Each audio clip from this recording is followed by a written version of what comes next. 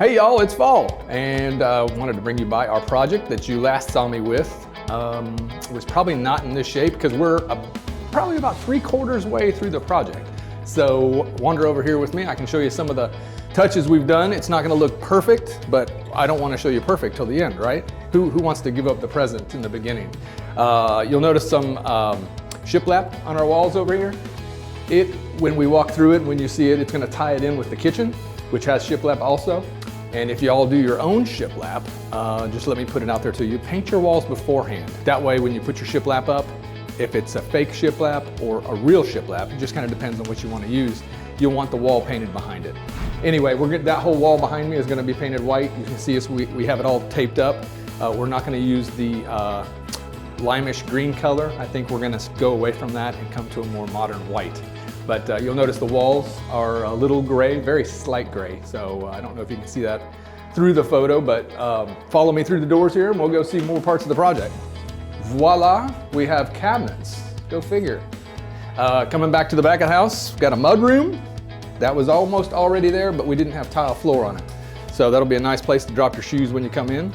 This, I don't know if you'll remember, but it was it looked kind of like a booth to an old restaurant that maybe we'd have down in our downtown area here, but we took it out. It's now a washroom and partial pantry, but it should do someone very well. We're kind of proud of it.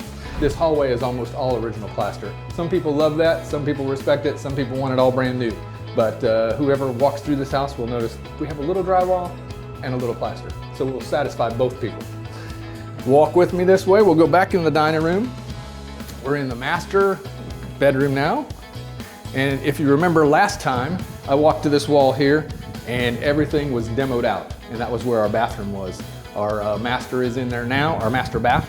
And we did just get glass delivery. And we commonly call that the jewelry delivery on the job because it makes it look so good. One of my fine partners is in there doing work. And we were told to do everything fast today because today's fast day.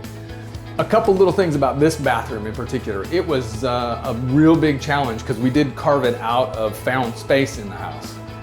When you come in, you'll notice the ceiling's a different color and it's all going to tie in once we get it all decorated. There's a really cool piece of trim back here. It'll be behind the toilet, but you see that little thing? It makes it so the plumbing is not just coming out of the drywall and looking ugly.